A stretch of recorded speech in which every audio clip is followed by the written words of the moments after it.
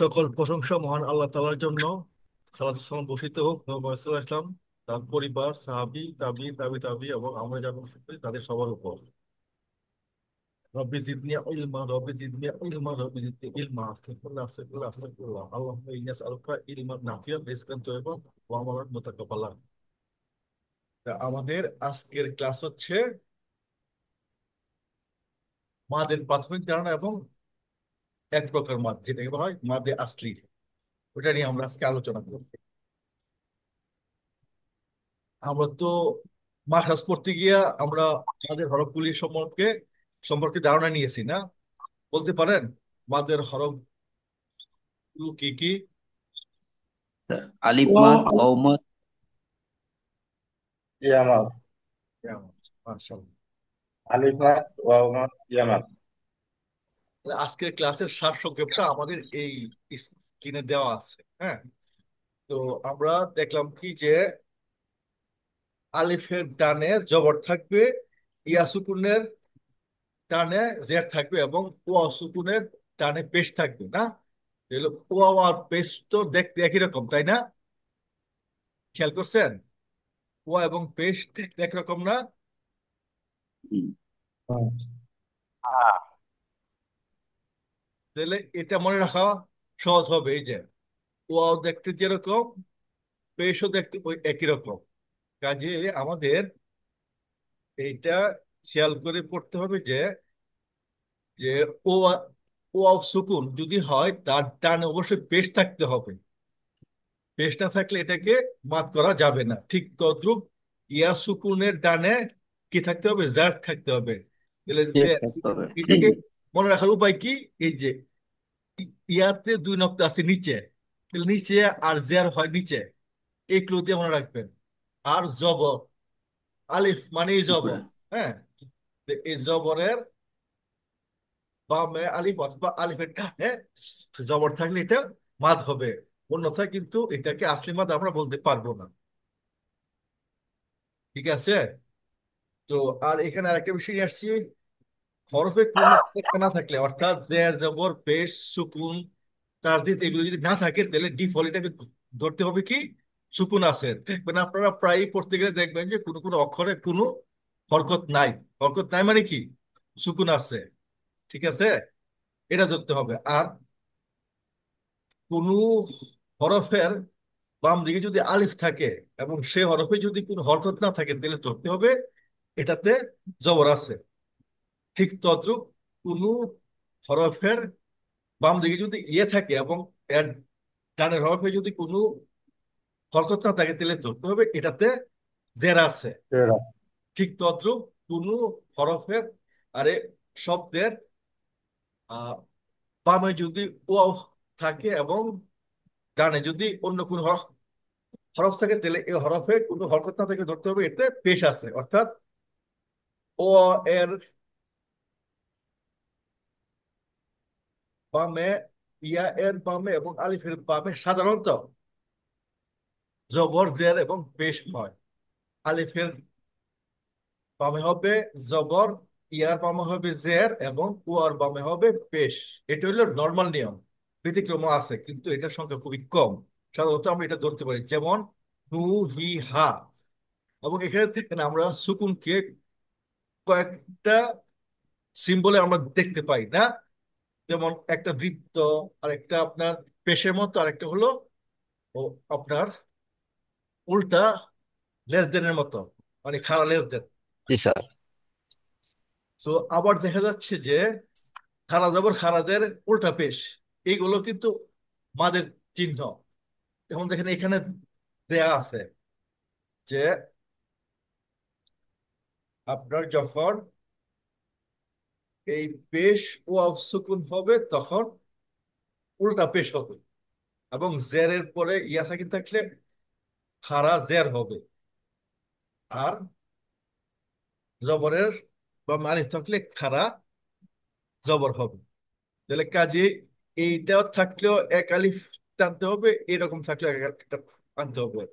মানে অর্থাৎ পেশের পরে ওয়াও সাকিন, জেরের পরে ইয়া সাকিন এবং হায়ের পরে খালি আলিফ থাকলে যেমন টানতে হবে, ঠিক উল্টা পেশ খারাজের খারাজ জবর থাকলে এক আলিফ টানতে হবে। বিষয়গুলো কি ক্লিয়ার সবার কাছে? জি স্যার। আচ্ছা, তাহলে আমরা পরবর্তীতে যাই।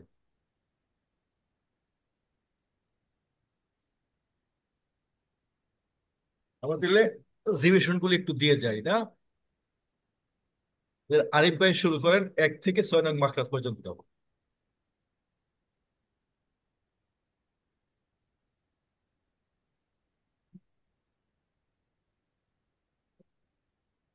আরিফ ভাই স্যার, এক আপনার নং বই। মাখরাজ। জি স্যার। 1 নং মাখরাজ হলকের শুরু হতে হামজা হা। 2 নং মাখরাজ হলকের মধ্যখান হতে আইন হা। 3 নং মাখরাজ হলকের শেষ ভাগ হতে গইন গ। হ। গইন খ। 4 নং মাখরাজ জিহ্বার গুড়া হতে গুড়া তার বরাবর উপরের তালুর সঙ্গে লাগিয়ে কফ। 5 নং মাখরাজ জিহ্বার গুড়া হতে একটু আগে বাড়িয়ে তার বরাবর উপরের তালুর সঙ্গে লাগিয়ে কাপ। 6 নং মাখরাজ জিহ্বার মধ্যখান তার বরাবর উপরের তালুর সঙ্গে লাগিয়ে ইয়া সিন জিম। 7 থেকে 12 পর্যন্ত পড়বেন আমাদের ইলিয়াস ভাই।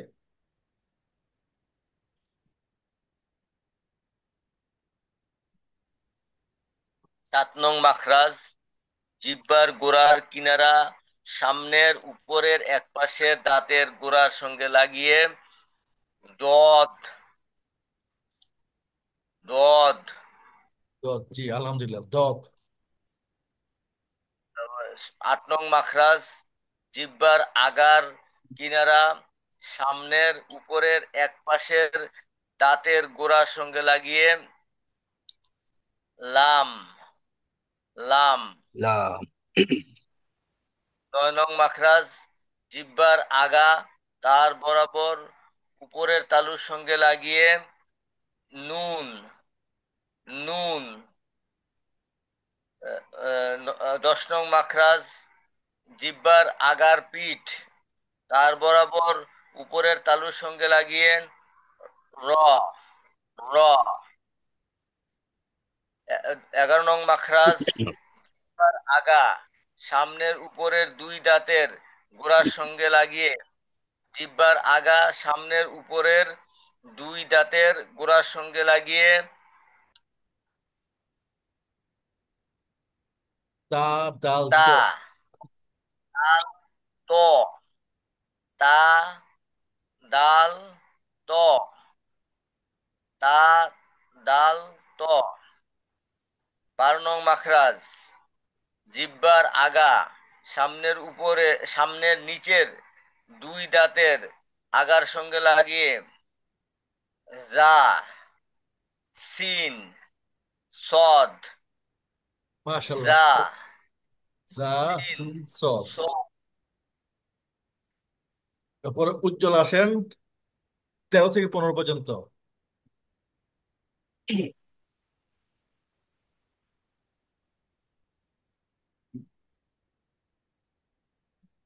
উজ্জ্বল। জি বলতেছি স্যার। হ্যাঁ। 13 নং মাকড়াজ জিহ্বার আগা সামনের উপরে দুই দাঁতের আগার সঙ্গে লাগিয়ে সা সা জাল সোয়া দোয়া, দোয়া, হ্যাঁ। দোয়া দা সা জাল দাল। দা। সোয়া। দোয়া। দোয়া। 14 নং মাকড়াজ নিজের নিচের ঠোঁটের পেট সামনের উপরে দুই দাঁতের আগার সঙ্গে লাগিয়ে ফা ফা। 15 নং মাকড়াজ দুই ঠোঁট হতে মিম বা ওয়াও ওয়াও উচ্চারণের সময় দুই ঠোঁট গোল হবে, যেমন মিম বা ওয়াও। ষোলো তারপরে নং মাকড়াজ কবিরাজ হচ্ছেন 16, 17। হ্যাঁ, আপনার ছিল 13 থেকে 15, আর কবিরাজ পড়বেন 16 এবং 17।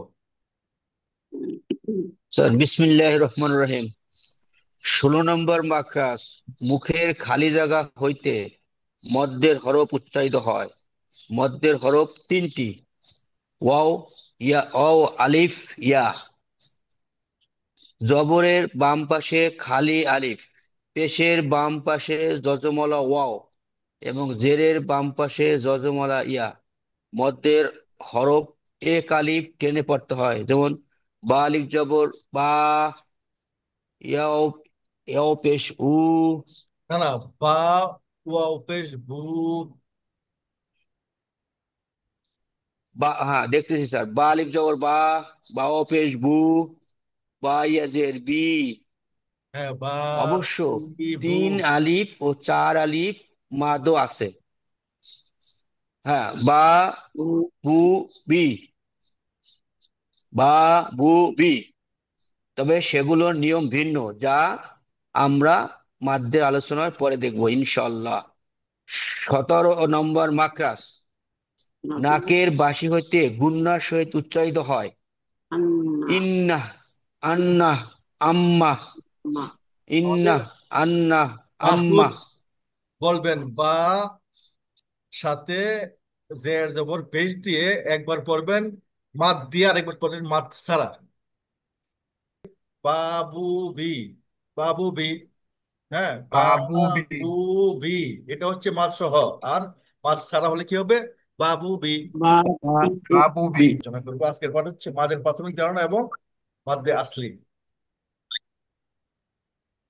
আসেন, মাদ কি? আবিধানিক অর্থে মাদ হচ্ছে আরবি শব্দ। আর এর অর্থ হচ্ছে কি? টানা বা দীর্ঘ করা বা লম্বা করা বা প্রসারিত করা। যেমন একটি দড়িকে টেনে আমরা লম্বা করতে পারি। পারিপার্শ্বিক অর্থ তাজবিদের ভাষায়, তাজবিদের নিয়ম অনুযায়ী মাদ হলো নির্দিষ্ট কিছু আরবি অক্ষরকে হরফে মাদ প্রয়োজন অনুযায়ী এক বা একাধিক আলিফ পরিমাণ বা নির্দিষ্ট সংখ্যক হরকত টেনে পড়া। মাদ সঠিকভাবে আদায় করা তাজবিদের একটি মৌলিক অংশ। এর গুরুত্ব অপরিসীম, কারণ এর জন্য অর্থের বিকৃতি রোধ হয়। যেমন আরবি ভাষায় অক্ষরের দীর্ঘ বা সংক্ষিপ্ত উচ্চারণের শব্দের অর্থ পরিবর্তন করে দিতে পারে। যেমন লা, জন্য অবশ্যই এর অর্থ হবে, এবং লা এর অর্থ হবে না।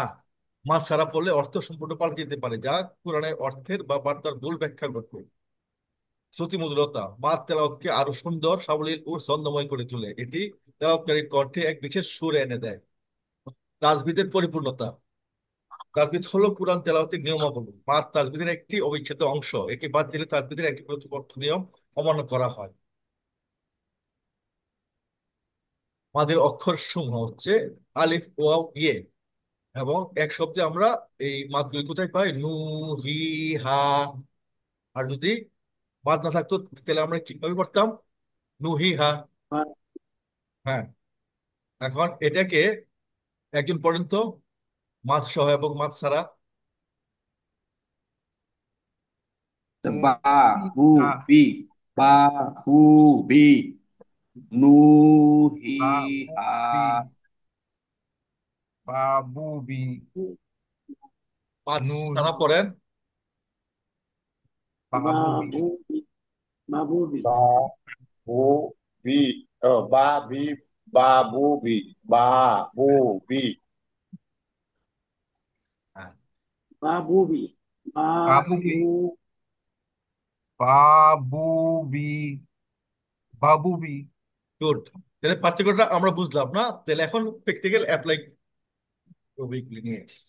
তাহলে আমাদের একটু খেয়াল করতে হবে যে মাদ মূলত তিনটি অক্ষর দ্বারা গঠিত হয়, যাদেরকে হরফে মাদ বলা হয়। এই অক্ষরগুলো যখন নির্দিষ্ট শর্ত পূরণ করে তখনই এদেরকে টেনে পড়া হয়। নির্দিষ্ট কিছু শর্ত আছে, যেমন আলিফ। যখন আলিফ সাকিন হয়, অর্থাৎ তার উপর কোনো হরকত থাকে না এবং তার পূর্বে জবর থাকে, অর্থাৎ তার ডানে থাকবে জবর। যেমন কলা, এখানে কলা কিতাবুন, এখানে হচ্ছে আমাদের এই আলিফের উপর মাদ। আর ওয়াও মাদ হবে কখন? যখন ওয়াও সাকিন হয় এবং তার পূর্বে পেশ থাকে। উদাহরণ হচ্ছে ইয়াকুলু, সুজু, সুজুদুন। ইয়ামাত হবে কখন? যখন ইয়ার উপর সাকিন হবে এবং তার পূর্বে জের থাকবে। বিশেষ করে কিন্তু খেয়াল করবেন যে সাকিন থাকলেই হবে না, এর পূর্বে জের থাকতে হবে ইয়ার ক্ষেত্রে, ওয়ার ক্ষেত্রে পেশ, এবং আলিফের ক্ষেত্রে থাকতে হবে জবর। এবং আরো একটা শর্ত আছে, এটা আমরা পরে দেখতেছি। তাহলে ইয়ার ক্ষেত্রে কি হলো আমাদের, কিলা, আলিমুন, এরকম। ইলা আলিমুন। এখন আমরা দেখি যে মাদ আসলি আসলে কি। মাদ আসলি, মাদ আসলি হলো সেই মাদ যা কোনো হামজা, সুকুন অথবা ওয়াফ, এখানে আরেকটা আছে যেমন তাসদিদ, এর কারণে হয় না। এটি মাদের সবচেয়ে মৌলিক রূপ। এটা চেনার উপায়, জবরযুক্ত হরফের পর আলিফ আসা, জবরযুক্ত আলিফ, যেমন কলা। জের যুক্ত হরফের পর ইয়া সাকিন আসা, অর্থাৎ জের যুক্ত ইয়া সাকিন, অর্থাৎ আজিমুন, আজিমুন। আজিমুন। হ্যাঁ, ঠিক আজিমুন। তদ্রুপ পেশযুক্ত হরফের পর ওয়াও সাকিন আসা, যেমন পেশযুক্ত ওয়াও সাকিন, যেমন ইয়াকুলু। এই তিনটি অবস্থা দেখা গেলেই হরফকে স্বাভাবিকভাবে লম্বা করে পড়তে হয়। এবং দেখেন যে এই কলার পরে হামজা, সুকুন অথবা ওয়াক করা হবে না, যেমন কলা। আর যদি আল্লাহ। পড়েন কল, যদি ওয়াকফ করেন তাহলে হবে এটা চার আলিফ। তাহলে ওইটাতে আমরা এখন যাচ্ছি না, শুধু আপনারা দেখে রাখেন যে কলার পরে আমরা না থামবো। কলা। এই প্রত্যেকটা শব্দে আমরা পূর্ণ উচ্চারণ করবো, আমরা থামবো না। এবং এগুলি পরে সুকুনও নাই এবং হামজাও নাই, তো এই জন্য এগুলি হচ্ছে কলা, আজিম, কোলা। ইয়াকুলু। তাহলে এইভাবে আমরা আসলি মাত্রা ইয়াকুল। দেখবো। মাদের পরিমাণটা নিয়ে একটু এখন দেখি। মাদ মাদ আসলে সবসময় দুই হরকত পরিমাণ টানতে মাদ হয়। কি?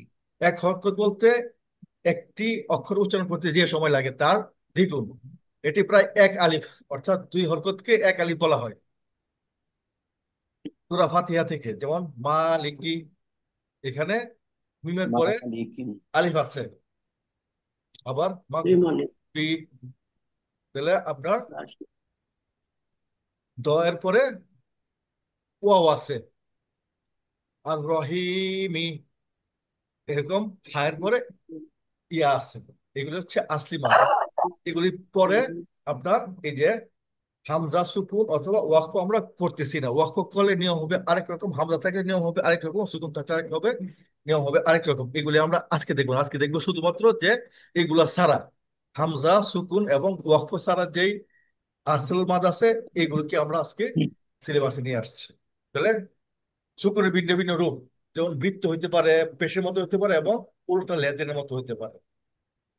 এই তিন প্রকারে যে কোনো এক প্রকারকে আমরা সুকুন হিসাবে ধরে নিব। ঠিক আছে, আমাদের বিভিন্ন মুসাবে বিভিন্ন রকমের সুকুন হয়। যেমন আবার খারা জবর, খারাজের খারা, মানে উল্টা পেশ, এগুলাকে আমরা হ্যাঁ আমাদের হ্যাঁ। বিকল্প হিসাবে আমরা হুম। পাই বিভিন্ন মুসাফে। যেমন জবর যুগ আলিফ, এটা হবে খারা জবর। জের যুগ ইয়া, এটা হবে খারা জের। পেশ যুগ ওয়াও সাকিন, এটা হবে উল্টা পেশ। উল্টা পেশ। যেমন হা আলিফ, তাহলে হবে হা খারা জবর। হা খারাপ। হা ইয়া সুকুন, এটা হবে হি খারা জের। হায়াজের হি। হ্যাঁ, খারাজের হি। হ্যাঁ। নুন পেশ ওয়াও সাকিন, এটা হয়ে যাবে নুন নুন উল্টা পেশ পেশ। নু। ঠিক আছে, যেমন নু হি হা, এটা যেমন পড়তে হবে টেনে টেনে, ঠিক এটাও পড়তে হবে টেনে টেনে, যেহেতু উল্টা পেশ খারা জবর খারা জের আছে, ঠিক এটাও পড়তে হবে নু নু হি হি হা। হা। আর যদি এখানে নর্মাল পেশ জের জবর থাকতো তাহলে কি পড়তে হতো, নুহি হা, নু হি হা। নুহি হা। আর এখন পড়তে হবে কি, নুহি নু হা। হি হা। বিষয়টা ক্লিয়ার? জি স্যার। তাহলে এখন আমরা আসলি মাদের উদাহরণ দেখব সূরা ফাতিহা থেকে এবং অন্যান্য সূরা নিয়ে। তাহলে আমাদের এইটা খুব খেয়াল করে মনে রাখতে হবে যে আমাদের এই মাদের পরে হামজা থাকবে না, সুকুন থাকবে না, ওয়াকফ হবে না, এবং তাসদিদ থাকবে না। ঠিক আছে, আসুন আমরা এবার কে প্রথমে পড়বেন একটু সুন্দর করে কেউ একজন পাঠ করেন এটা। বিসমিল্লাহির রহমানির রহিম। বলো স্যার। হ্যাঁ, পুরোটা একটু পাঠ করেন, আমি শুনি, এখানে আপনারা মাদ أعوذ ফলো করতেছে কিনা? أعوذ بالله من الشيطان الرجيم بسم الله الرحمن الرحيم الحمد لله رب العالمين الرحمن الرحيم مالك يوم الدين إياك نعبد وإياك نستعين اهدنا الصراط المستقيم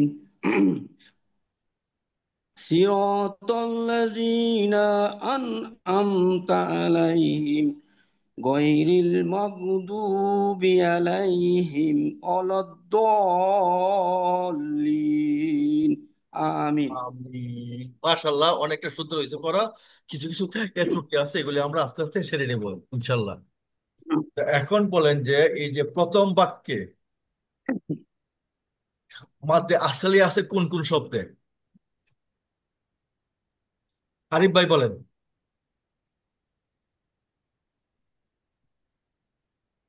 আর রহমান ইব্রাহিম এই একটা আছে স্যার, রহমান হ্যাঁ, রহমান, এটা আছে। রহমান ইব্রাহিম এটার মধ্যে আছে। তারপরে হচ্ছে প্রথম আয়াত না স্যার, এটাই তো বললেন স্যার। হ্যাঁ হ্যাঁ, ওই যে বিসমিল্লাহির রহমানির রহিম এয়াতে। ও ও বিসমিল্লাহির রহমানুর রহিম, এই যে হ্যাঁ রহমানির রহিম এটার মধ্যে আছে স্যার, হ্যাঁ, পরে রহিম। হ্যাঁ তারপরে হ্যাঁ ওই লাস্টে হ্যাঁ, রহিম, হ্যাঁ। রহিম, হ্যাঁ ওখানে আছে। জি স্যার। উজ্জ্বল বলেন তো, দ্বিতীয় আয়াতে মাদ আছে কোথায়?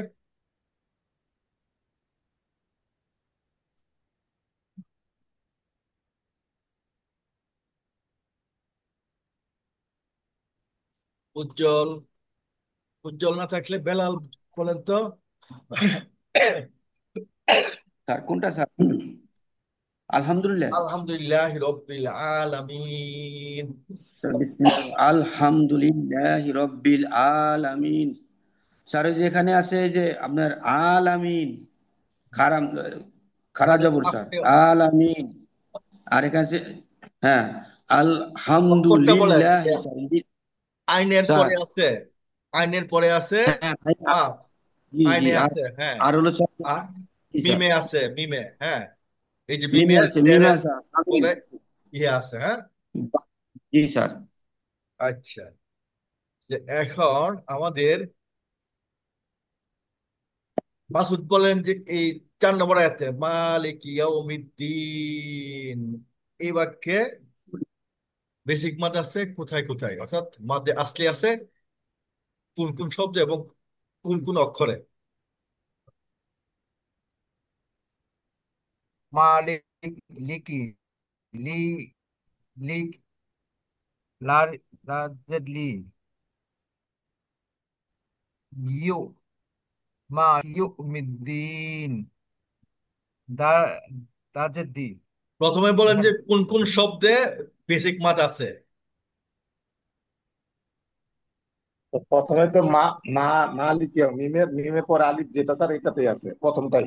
প্রথম শব্দে আছে এবং শেষ শব্দে আছে, যেমন প্রথমটাই মা। জেরের পরে ইয়া আছে না, জেরের পরে ইয়া আছে, জি তাহলে স্যার প্রথম শব্দ এবং শেষ শব্দে আপনার মাদ আছে। কিন্তু এই মাঝখানে ওয়াও সাকিন হলেও, ওয়াও থাকলে অবশ্য পেস্ট থাকতে হইতো, যেহেতু পেস্ট নাই তাহলে এটা আমাদের মাঝের আওতায় আসবে না। ঠিক আছে। আর এটা স্যার মিনের হরফ হুম, ঠিক আছে। আর এই যে জেরের পরে ইয়া আছে, এটাও বেসিক মাদ হবে যদি আমরা ওয়াকফ না করি। তাই না বলি কিন্তু জি ওয়াকফ স্যার করলে বেসিক মাদ হবে না, এই নিয়মটা আমরা হয়তো পরে শিখবো। আজকে শুধু আমরা বেসিক মাত্রা শিখবো, যেমন ইয়ার আগে জের থাকতে হবে, ওয়াও সাকিনের আগে পেশ পেশ থাকতে থাকতে হবে হবে। স্যার হ্যাঁ হ্যাঁ, আপনারা বলেন, বলতে হবে তো। নতুন যুক্ত হলেন জিলো ভাই, আহলান ওসাহলান। জিলো ভাই, আপনার মাদ নিয়ে পড়তেছিলাম, আপনি কি এখনই জয়েন করলেন? জিল্লু ভাই শুনতে পাচ্ছেন? আপনি আনমিউট হয়ে আমাদের সাথে যুক্ত হন। হ্যাঁ, আনমিউট করে। এখন আমাদের আহ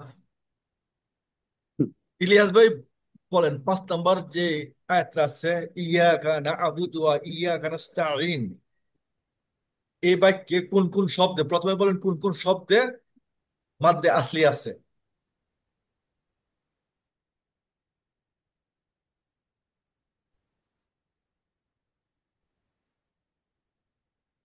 ইলিয়াস ভাই শুনতে পাচ্ছেন?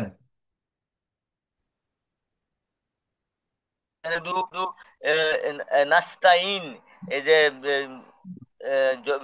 ইয়ার ইয়ার পূর্বে জের এর এইখানে শুধু একটা মাদ্দে আসলি আসলি হবে একে ইয়া একার প্রান্ত। আর এই যে স্যার ইয়া ইয়া তো আছে, এই যে ইয়া, এই যে জি দেখেন যে স্যার ইয়া আছে। জবরের পরে এই এই খালি যে আলিফ আছে না, ইয়া আছে। এখানে ওই যে জবরের পরে আলিফ ওই আছে। তাহলে এটাও টানতে হবে, এটাও টানতে হবে না? আচ্ছা, জি আহ, তো- ইয়াকা। হ্যাঁ, ইয়া, ইয়া, না। এখানে যেহেতু জবরের পরে আলিফ আছে, ইয়া নাস্তাঈন। হ্যাঁ, এখন উজ্জ্বল তো অ্যাক্টিভ আছেন না? হ্যাঁ, উজ্জ্বল বলেন তো ইহদিনা সিরাতাল মুস্তাকিম, এখানে কোন কোন শব্দে মাদ্দে আসলি আছে, শুধু শব্দগুলি বলেন। প্রথমে ইদিনা, ইদিনা, নুনে স্যার। এনে স্যার, হ্যাঁ ইদিনা। হ্যাঁ, আর হলো লাস্টে আছে মুস্তাকিম, লাস্টে হ্যাঁ, এইখানে স্যার মুস্তাকিম। হ্যাঁ, তো এখানে স্যার নাই। স্থির, এই যে স্থিরর মধ্যেও আছে স্যার, এই স্থির। যে এটা হ্যাঁ, এটা এটা হ্যাঁ, সেরা সিরা, এটা আলিফ আছে, র হ্যাঁ, হ্যাঁ, আর আলিফ। হ্যাঁ, ওই যে এখানে আছে সিরা, জবর, এই জবরের হ্যাঁ পরে আছে আলিফ, তাহলে এখানে হবে র, আলিফ, র। হ্যাঁ, এটা আছে সিরা, তবে এখানে সিরাতল। এই একটু আপনারা সবাই খেয়াল করেন, ইহদিনা, এখানে নায়ের পরে আপনার খালি আলিফ থাকলেও এটা আপনার মাদ হবে না, কেননা এই নুনের পরে গিয়ে আমরা এই সতে গিয়ে যুক্ত হচ্ছি, এই সবগুলোই আমরা উচ্চারণ রাখতেছি, আলিফ উচ্চারণ হবে না, লাম উচ্চারণ হবে না। খেয়াল করছেন? জি ইহদিনাস জি জি, সিরা, হ্যাঁ হ্যাঁ ইনাস সির, এখানে ইহদিনাস সির হবে না, ইহদিনাস সির তো হবে। প্লিজ একটু খেয়াল করে শুনেন সিরাতল। যে এখানে জি স্যার। আমাদের নিয়ম অনুযায়ী বেসিক মাদ হওয়ার কথা, কিন্তু মাদ হবে না কেন? কারণ আমাদের ওই যে এই স্যার গুণের কার্যটা। পরে আমরা সরাসরি সোয়াদকে আমরা ইন্ডিকেট করতেছি, ইহদিনাস সির। তো এই জন্য আমার এই আলিফ, এই আলিফ এবং এই লাম বাদ যাবে কেন? আ- আলিফ তো এটা যেহেতু আলিফের, আলিফ। হ্যাঁ,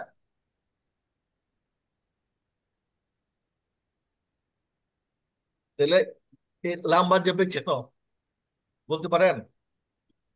স্যার ওটা তো ওই যে আলিফ লাম দিয়ে নির্দিষ্ট করছে স্যার। না না, সেটা না। লামটা বাদ যাবে হচ্ছে, আমরা পড়ছিলাম না দুই রকমের তাসদিদ। হরফ আছে, হরফে শামসে, হরফে কমারি, মনে আছে? জি স্যার। জি হরফে স্যার শামসে আলিফ এবং হ্যাঁ জি হরফে স্যার আছে। কামারি। কমারি। তাহলে হরফে শামসের সাথে যদি লাম যুক্ত হয়, আরে আলিফ লাম যুক্ত হয়, তাহলে এটা যদি অন্য শব্দের সাথে যুক্ত করে পড়তে হয়, তাহলে আলিফ লাম উচ্চারিত হবে না, জের হয়ে যায় স্যার। এবং জি স্যার। ওই অক্ষরের উপর একটা তাস দিতে হবে, যেমন জি আসাম, স্যার। হ্যাঁ, আর জি সিরক। স্যার। জি স্যার। আর আল শিওর। কমা যদি আপনার হরফে কমারি হয়, তাহলে এটা লাম উচ্চারিত হবে। তাহলে এই লামটা উচ্চারিত না হওয়ার কারণ হচ্ছে কি, এটা এই সদ হচ্ছে কমারি। হরফে শামসি, এই জন্য লামটা উচ্চারিত হচ্ছে না। সবাই কি বিষয়টা ক্লিয়ার?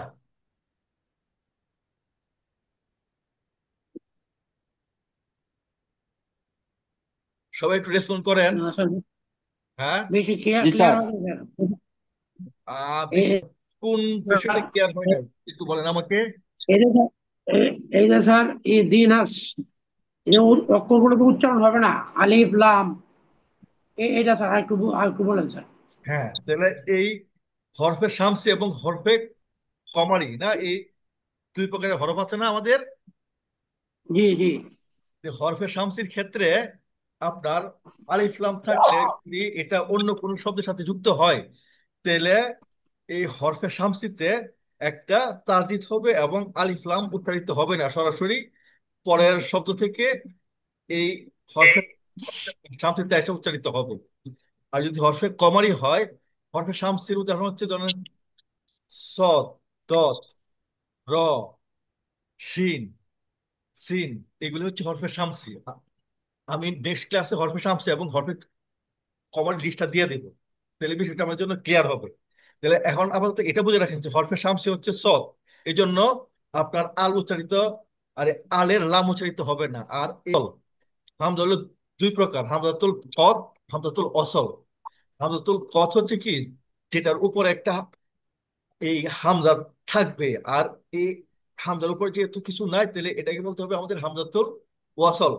হামজাতুল ওয়াসল যদি অন্য শব্দের সাথে মিলে, তখন এই হামজাতুল ওয়াসল উচ্চারিত হয় না।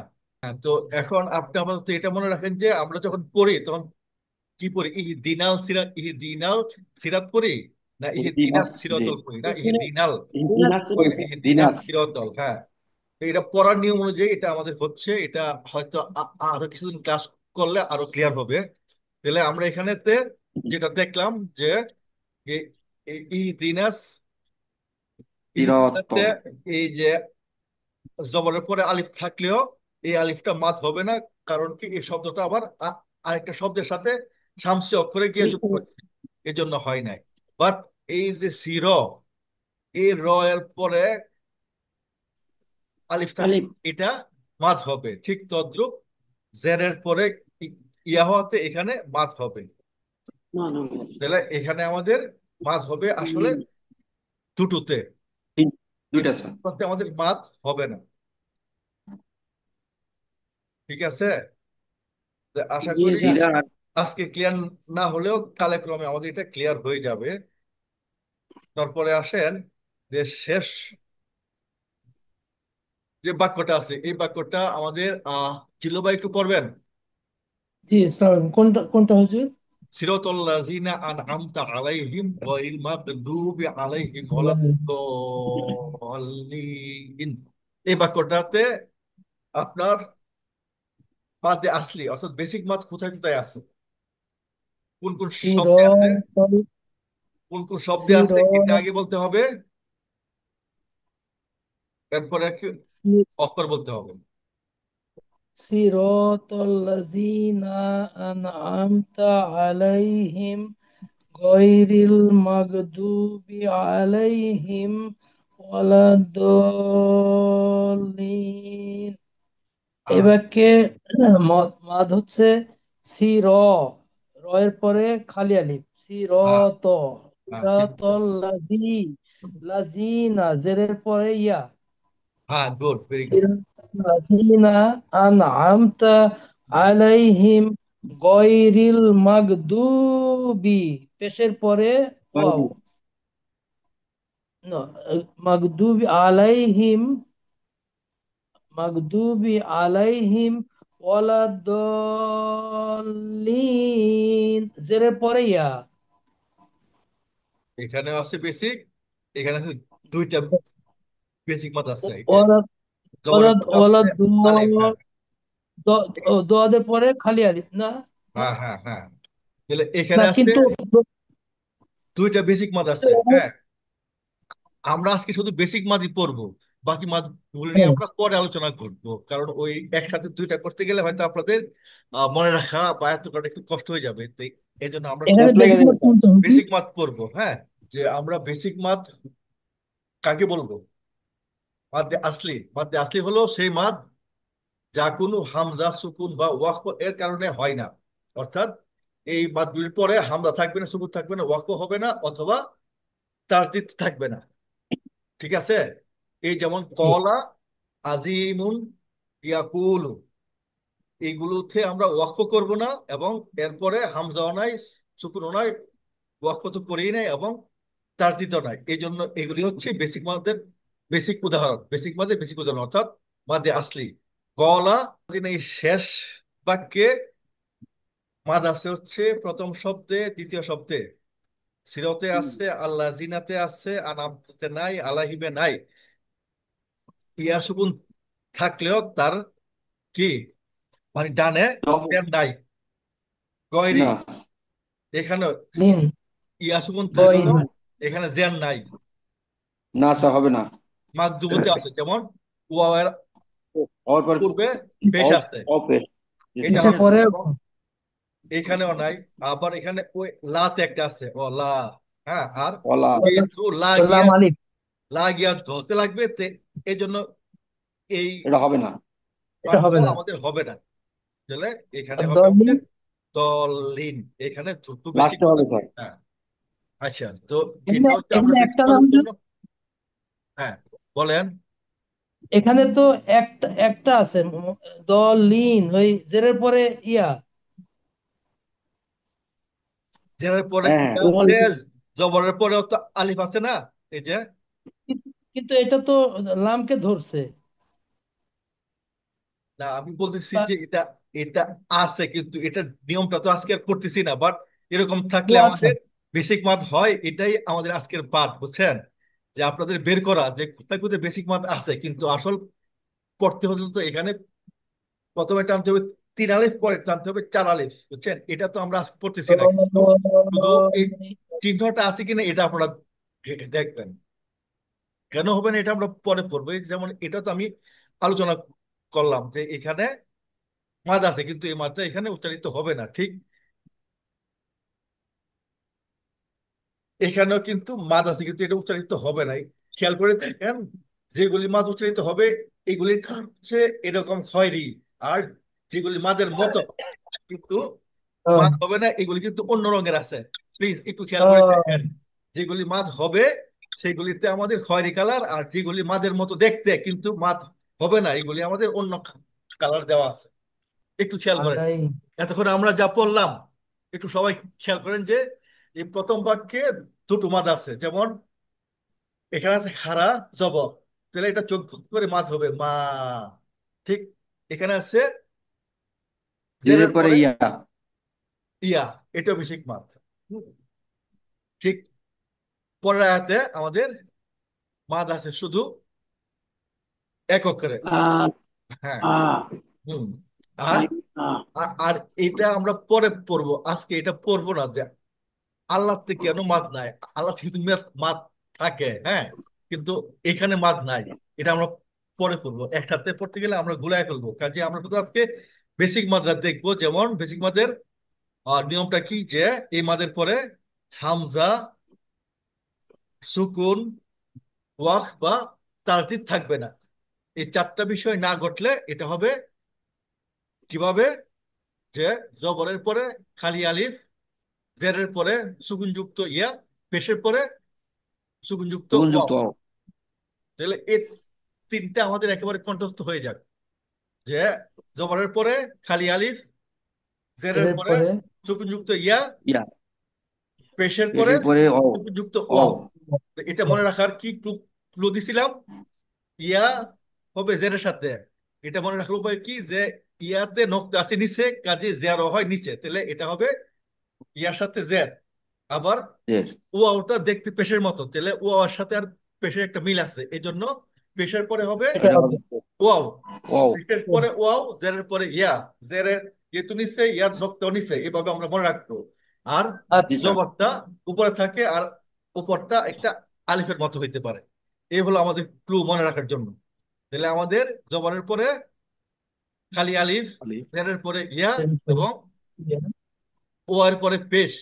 এবং আমি পেশ। প্রথম স্লাইডে বলছিলাম যে কোনো অক্ষরে যদি কোনো হরকত না থাকে, তাহলে এটাকে ডিফল্ট ধরতে হবে কি, সুকুন আছে। এই যে যেমন এই হরফটাতে কিছু নাই, তাহলে এটা ধরতে হবে কি, সুকুন আছে। হাজের জেরের হাইয়াদের হি, সুকুন এখানে আমরা মনে মনে ধরে নেব, ঠিক আছে। এই যে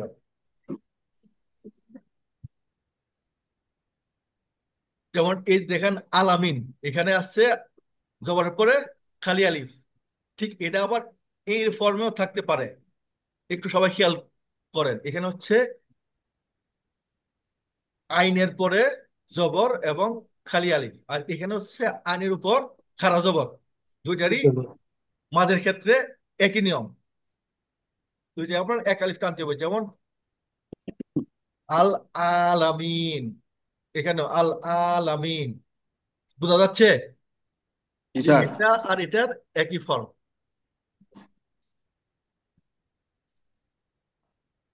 তাহলে আমরা এতক্ষণ যেগুলি দেখলাম এগুলি থেকে এই মাতগুলি আমরা পাই। আর নজরুল ভাই। জি স্যার। হ্যাঁ। আসসালামু আলাইকুম স্যার।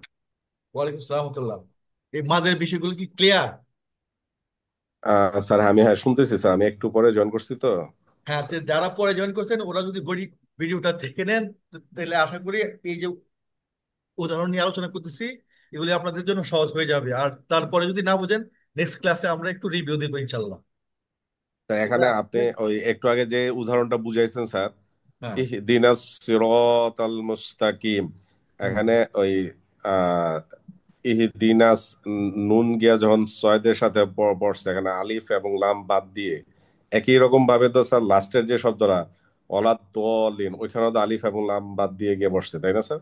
হ্যাঁ হ্যাঁ, না, এটা আসলে অন্য আরেকটা নিয়ম। হ্যাঁ, ওলা দলিন ঠিক আছে, ওলা দলিনের ক্ষেত্রে আমার এটা এই এই যে এই ইয়াটা লামের সাথে যুক্ত হয়েছে, তো দলিন না লামের সাথে যুক্ত হলেও এটা থাকার ফলে এটাতে অন্য আরেকটা নিয়ম অ্যাপ্লাই হবে, যে নিয়মটা আমরা আজকের আওতাভুক্ত না, এটা আমরা ওই না ক্লাসে না স্যার, পড়বো। আগেরটা স্যার অলাদ দলিন, যেটা ওয়ালাদ, ওয়াও জবর ওয়া, তারপরে লাম জবর লা, তারপরে হ্যাঁ যে হ্যাঁ হ্যাঁ আলিফ হ্যাঁ এবং লাম। হ্যাঁ, এই লাটা, হ্যাঁ, এই লায়ের হ্যাঁ যে ইয়াটা মাত্রা হবে না। কারণ হ্যাঁ, কি, এই লাটা গিয়া এই দদের সাথে যুক্ত হয়েছে। ঠিক। একই নিয়ম তো স্যার, এটা আর ওইটা একই হ্যাঁ নিয়ম, তাই হ্যাঁ না হ্যাঁ, স্যার? ঠিক। ইহদিনা, হ্যাঁ, ইহদিনা জি স্যার। সিরত, দা সির, হ্যাঁ, আর লাদ্দ, লাদ ঠিক লাদ্দ। একই নিয়মের জন্য এখানে মাদ হচ্ছে না। মাদের হরফ থাকলেও বা মাদের চিহ্ন থাকলেও এটা মাদ হচ্ছে না। এবং আপনারা খেয়াল করেন যে মাদের হরফকে আমি এই কালার দিচ্ছি, খয়েরি, আর এটা মাদের জি স্যার। মতো কিন্তু মাদ হয় নাই, এই জন্য এটা ভিন্ন কালার। ঠিক এখানে অন্যরকম মাদ আছে বলে এটা এই কালার না দিয়ে আমি এটাকে অন্য একটা কালার দিয়েছি। অন্য কালার। এখানে বেসিক কালার এবং এটা একটাই দেখলে আছে। বোঝা যায়, বুঝছেন? ঠিক এখানে জি কিন্তু স্যার। অবশ্যই বেসিক মাদ, অর্থাৎ এই কালার যতগুলি আছে এগুলি হচ্ছে আমাদের বেসিক মাদ, আর এই কালার বাইরে বেসিক। যে কালার আছে সেগুলি মাদের মতো কিন্তু মাদ হবে না। এই জি হচ্ছে স্যার। আমাদের আজকের এই স্লাইডটা থেকে আমরা এটাই শিখাতে চাচ্ছি। আর এখানে দুটো বিষয়, যেমন আপনার আর রহমান, হ্যাঁ, আর রহমানের এই মিমের উপর খাড়া জবর থাকতে পারে, এবং এটা দুই প্রকার হইতে পারে, যেমন শুধু খাড়া জবর হতে পারে, আবার জবরের উপরে আবার একটা খাড়া জবর থাকতে পারে। অবশ্যই এটাকে জবর উপর খাড়া জবর না, এটাকে বলা হয় হামজা বা আলিফ, বুঝছেন? এই যে জবরের পরে যেটা আছে এটা কিন্তু আসলে খাড়া জবর না, জবর খাড়া জবর এটা পড়বেন না, এটা হচ্ছে খাড়া জবর। এই জবরের উপর একটা আলিফ দেয়া আছে, এই জন্য এটা হবে ওই এটার মতো এটা। এটাতে আমরা এইভাবে লিখতে পারি, আবার এইভাবে লিখতে পারি। একটু মনোযোগ জি দিয়ে স্যার। আমরা খেয়াল করি, এই যে রহমান এখানেও লেখা আছে, আবার রহমান এখানেও লেখা আছে, দুইটা ভিন্ন আছে। আবার আমরা রহমান অন্যভাবে লিখতে পারি। একটু আমরা ওখানে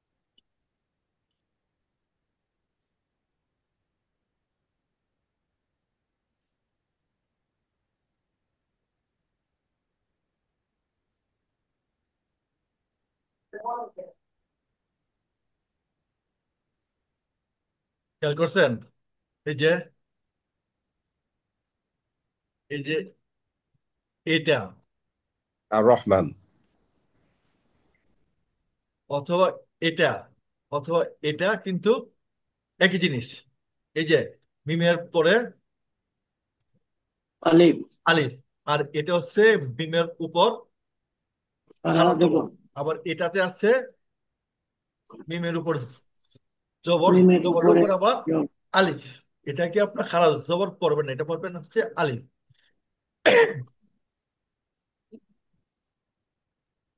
বিষয়টা কি ক্লিয়ার? এই যে স্যার কোনো স্যার এরকম পার্থক্য হয় কেন স্যার? একটা লেখা তিন ভাবে আমরা লিখতেছি।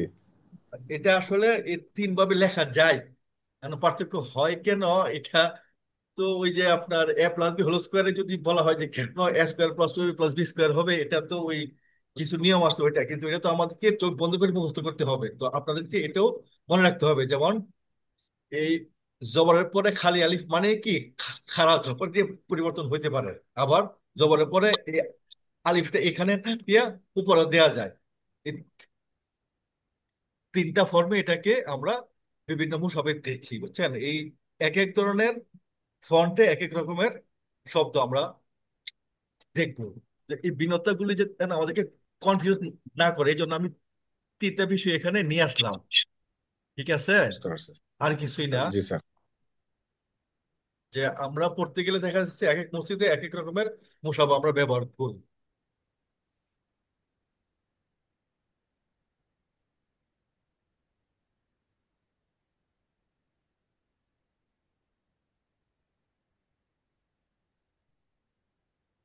আচ্ছা, তাহলে আমরা যেখানে ছিলাম এটাতে আসলাম। এখন আমরা এই একটু দেখেন, আমরা এখন নিয়ে আসছি মাদের চিহ্ন।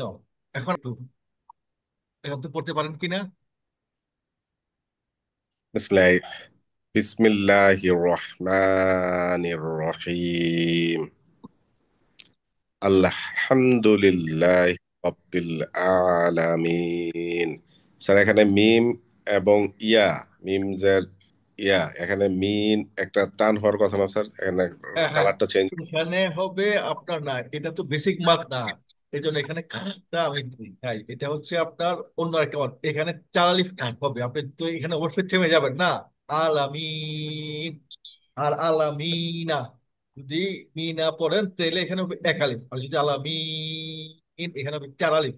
ঠিক এখানেও প্রত্যেকটাতে, প্রায় প্রত্যেকটাতেই আমার ওয়াকফ করলে হয়ে যাবে চার আলিফ। ঠিক আছে? এই আলহামদুলিল্লাহ সূরা যখন আপনি ওয়াকফ করবেন প্রত্যেকটাতে হবে চার আলিফ করে। ঠিক আছে? জি স্যার। আলহামদুলিল্লাহ রাব্বিল আলামিন আর রহমানির রহিম মালিক ইয়াউমিদ্দিন ইয়াকা না'বুদু ওয়া ইয়াকা নাস্তাঈন ইহদিনাস সিরাতাল সিরতল, তাল মুস্তাকিম হবে না, সিরতল। ইহদিনাস সিরাতাল মুস্তাকিম সিরাতাল লাযিনা আন'আমতা আলাইহিম গয়রিল মাগদুবি আলাইহিম ওয়ালাদ-দল্লিন। তাহলে এখানে একটা হবে তিন আলিফ আর একটা হবে চার আলিফ। ওলা তো অল্লি, এই যে বলছিলাম যে এই আমাদের সূরা ফাতিহার প্রত্যেকটাই যদি আমরা ওয়াকফ করি তাহলে প্রত্যেক লাইনে লাইনে বা প্রত্যেক আয়াতে আয়াতে আমাদের চার আলিফ টান দিয়ে শেষ করতে হবে। এটা একটু মাথায় রাখবেন। বিসমিল্লাহির রহমানির রহিম, আলহামদুলিল্লাহি রাব্বিল আলামিন, আর রহমানির রহিম, মালিক ইয়াউমিদ্দিন, ইয়াকা না'বুদু ওয়া ইয়াকা নাস্তাঈন, ইহদিনাস সিরাতাল মুস্তাকিম, সিরাতাল লাযিনা আন'আমতা আলাইহিম গয়রিল মাগদুবি আলাইহিম ওয়ালাদ-দল্লিন। আমিন। এইভাবে আমাদের এই প্রত্যেকটা আয়াতের শেষে ওয়াকফ করলে চার আলিফ করে টানতে হবে। এবং দেখবেন যে কোন কোন ইমাম সাহেব ইহদিনাস সিরাতাল মুস্তাকিমা সিরাতাল লাযিনা, এখানে দেখবেন যে কিমার পরে যখন একসাথে পড়বে তখন কিন্তু এখানে এক আলিফ কাটবে, কিমা। ইহদিনাস সিরাতাল মুস্তাকিমা সিরাতাল লাযিনা। ঠিক আছে? আর যদি জি স্যার। থেমে যান তাহলে ইহদিনাস সিরাতাল মুস্তাকিম চার আলিফ টানতে হবে। আর যদি কিমার সাথে সিরাতাল লাযিনা মিলাই পড়ে তাহলে ইহদিনাস সিরাতাল মুস্তাকিমা সিরাতাল লাযিনা, এভাবে এক আলিফ করে টানতে হবে।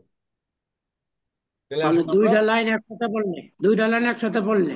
হ্যাঁ, দুই এবং লাইন যদি এটা কম হয়, দুই লাইন একসাথে করলে এই তখন তখন এক আলিফ লম্বা হবে নাকি? এক আলিফ হবে, আর যদি এখানে থেমে যান তাহলে এখানে হবে চার আলিফ। চার চার আলিফ, চার আলিফ। হ্যাঁ, হ্যাঁ। স্যার এটা কি মানে রিডারের স্যার ইচ্ছা যে আমি মিলাই পড়বো বা থেমে যাব, হ্যাঁ, এটা কি যিনি পড়তেছে তার ইচ্ছা যে আমি একটা হ্যাঁ, হ্যাঁ, হ্যাঁ, আয়াতের সাথে একটা? তার ইচ্ছা, হ্যাঁ, তার ইচ্ছা। আর যদি আপনি হাদিস থেকে শুনেন তাহলে হচ্ছে যে এই সূরা ফাতিহা 7টা আয়াত 7 বার থেমে পড়াটাই হচ্ছে উত্তম। সেটাই সুন্দর লাগে স্যার, সুন্দর, হ্যাঁ, বেশ হ্যাঁ, ভালো লাগে। হ্যাঁ, মানে এটাই হচ্ছে হাদিসের শিক্ষা যে এই 7খানি আয়াত এবং সূরা বাকারার শেষ 2খানি আয়াত হচ্ছে এমনই মর্যাদাপূর্ণ আয়াত, যে আয়াতগুলি আর কোনো নবীর আমলে কোনো সহিফাতে এই ধরনের মর্যাদাপূর্ণ আয়াত দেওয়া হয়নি।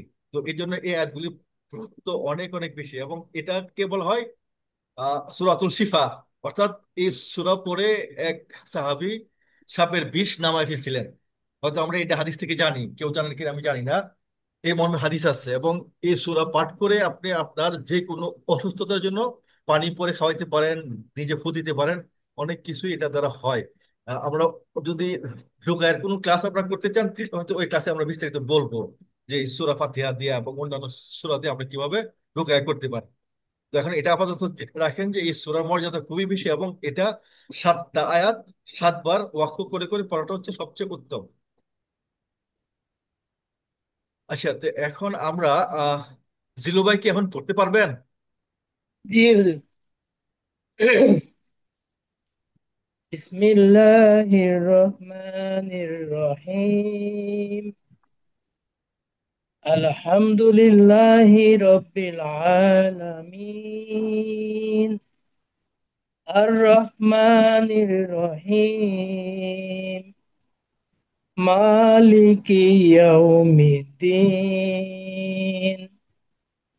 ইyyaka na'budu wa iyyaka nasta'in. اهدنا الصراط المستقيم. صراط الذين أنعمت عليهم غير المغضوب عليهم ولا الضالين. আহ মাশাল্লাহ, অনেকটা সুন্দর হয়েছে, আরো কিছু প্র্যাকটিস করতে হবে। হ্যাঁ, আচ্ছা, আমরা এখন তাহলে পরের সূরাতে যাই না? এই সূরাটা মোটামুটি ক্লিয়ার তো না, কোথায় কোথায় মাদ আছে? আর কি আরো কিছুক্ষণ খেয়াল করতে হবে? ভিডিওটা গুলি বারবার দেখবেন, তাহলে আশা করি আপনাদের এই চিত্রগুলি দেখে এটাকে আপনারা মস্ত করলে ঠিক হয়ে যাবে। তো আজকে একটা সূরা পড়লে তো ভালো স্যার, এটা একটু আমরা দেখি। এটাই দেখবেন? জি আচ্ছা, স্যার, ঠিক আছে। এটা তো স্যার আমি স্যার এই সূরাটা দিয়েই শেষ করে দেন স্যার আজকে। আচ্ছা, আচ্ছা, ঠিক আছে, তাহলে এটাতে আজকে শেষ করে দেন। তাহলে একটু খেয়াল করে দেখেন কোথায় কোথায় মাদ আছে, তাহলে আরেকজন এটা পাঠ করতে। স্যার, স্যার হ্যাঁ, বলেন। অনেকেই স্যার এই যে অনেকেই বা এই যে আমরা যখন রমজানে স্যার নামাজ পড়ি, হ্যাঁ, তারাবির নামাজ, হ্যাঁ, অনেকে একদমে এই 7টা আয়াত পড়ে। হ্যাঁ, তাহলে একদমে যদি 7টা আয়াত পড়ে, তবে লাস্টে যে সংখ্যাটা পড়বো, আয়াতটা পড়বো, হ্যাঁ, হ্যাঁ, হ্যাঁ, হ্যাঁ, তখন সেইখানে কি ওই 4 আলিফ লম্বা করবে? হ্যাঁ, হ্যাঁ, হ্যাঁ, লাস্টে তো হচ্ছে চার আলিফ। আর আর এখানে 4 আলিফ হবে। হ্যাঁ, হ্যাঁ, দল না, এখানে দলতে হবে 3 আলিফ, আর লিনে হবে 4 আলিফ। ওলা আচ্ছা, দলিন, বুঝছেন? এরকম মানে হবে। 7টা আয়াত একবারে বললে লাস্টেরটা শুধু টান হবে, আর এই দুই 1 আলিফ করে লম্বা জায়গা পেলাম। প্রত্যেকটা আয়াতের পর। জি তো স্যার। এখন এই ক্ষেত্রে আমাদের উচিত হবে যে আসলে সুন্নাহ, সহি সুন্নাহটাই পালন করা, কারণ হাদিসে আসছে এরকম যে 7টাকে 7 বার ওয়াকফ করে পড়াটাই উত্তম, বুঝছেন? না, তারা ভিতরে তো 7 আয়াত 7বারই পড়ে। এখন বর্তমানে যারা পড়া 7বারই পড়ে প্রত্যেক মসজিদে, গ্রামাঞ্চলে এটা পড়ে আর কি বেশি, একবারে হ্যাঁ, পড়িয়ে লায়। হ্যাঁ, হ্যাঁ, হুম, তারাবি তো দ্রুত পড়তে হয়। হ্যাঁ। তাহলে এখন আমাদের ইলিয়াস ভাই আরেকবার একটু পড়েন মাদ সহ, এখানে মাদ কিন্তু চিহ্নিত আছে। এই যে খয়রি গুলি হচ্ছে মাদ, আর অন্যগুলি কিন্তু মাদ হবে না, হ্যাঁ, বা হলেও অন্য মাদ হবে। বিসমিল্লাহির রহমানির রহিম। আলহামদুলিল্লাহি রাব্বিল আলামিন। আর রহমানির রহিম। মালিকি ইয়াউমিদ্দিন। ইয়াকা না'বুদু ওয়া ইয়াকা নাস্তাঈন। ইহদিনাস সিরাতাল মুস্তাকিম। সিরাতাল লাযীনা আন'আমতা আলাইহিম গায়রিল মাগযুবি আলাইহিম ওয়ালাদ-দাল্লিন। আমিন। আমি মাশাল্লাহ, আমাদের ইলিয়াস ভাইয়ের অনেক সুন্দর হয়েছে, কিন্তু কিছু কিছু মাখরাজ আপনার এখনো ত্রুটি আছে, আরো প্র্যাকটিস করতে হবে ইনশাল্লাহ। হ্যাঁ, তো এখন আসেন উজ্জ্বল। বিসমিল্লাহির রহমানির রহিম। আলহামদুলিল্লাহি রাব্বিল আলামিন। আর রহমানির রহিম। মালিকি ইয়াউমিদ্দিন। ইয়াকা না'বুদু ওয়া ইয়াকা নাস্তাঈন। اهدنا الصراط المستقيم. صراط الذين أنعمت عليهم غير المغضوب عليهم ولا الضالين. আমিন। মাশাল্লাহ মাশাল্লাহ। তবে আরো অন্যান্য কিছু ভুল হয়, যেগুলো আমি এখানে ধরতেছি না, কারণ এগুলি ধরতে গেলে আমরা হয়তো শেষ করতে পারবো না। তো আজকের পাঠটা হচ্ছে শুধুমাত্রই আমাদের মাদের উপর। তো মাদ আপনার অনেকটাই হয়েছে, ঠিক জায়গায় অবশ্য আপনি ভুল করছেন, এগুলো আমরা পরে দেখবো। এখন পরে হচ্ছে বিসমিল্লাহির রহমানির রহিম। আলহামদুলিল্লাহি রাব্বিল আলামিন। আর রহমানির রহিম। মালিকি ইয়াউমিদ্দিন। ইয়াকা না'বুদু ওয়া ইয়াকা নাস্তাঈন। ইয়া। ইয়া, এখানে কিন্তু মাদ আছে, এই যে দেখেন নাকি খয়রি করা ইয়া। ইয়াকা না'বুদু ওয়া ইয়াকা নাস্তাঈন। ইহদিনাস সিরাতাল মুস্তাকিম।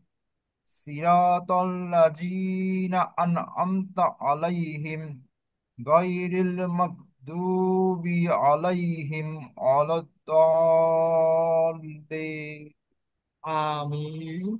এখন আরিফ আমিন। ভাই। বিসমিল্লাহির রহমানির রহিম। আলহামদুলিল্লাহি রাব্বিল আলামিন। আর রহমানির রহিম। মালিকি ইয়াউমিদ্দিন। ইয়াকা না'বুদু ওয়া ইয়াকা নাস্তাঈন। ইহদিনাস সিরাতাল মুস্তাকিম। সিরাতাল লাযীনা আন'আমতা আলাইহিম গায়রিল মাগদুবি আলাইহিম ওয়ালাদ-দাল্লিন। আমিন। আচ্ছা, আমি সবারই দেখলাম যে মাখরাজগুলি কিন্তু এখনো অনেকেরই ঠিক হয় না, আরো প্র্যাকটিস করবেন সবাই প্লিজ। বেলাল কি পড়বেন আবার, বেলাল? أعوذ بالله من الشيطان الرجيم. بسم الله الرحمن الرحيم. الحمد لله رب العالمين. الرحمن الرحيم. مالك يوم الدين. إياك نعبد وإياك نستعين.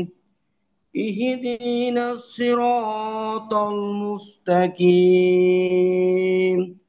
صراط الذين أنعمت عليهم غير المغضوب عليهم ولا الضالين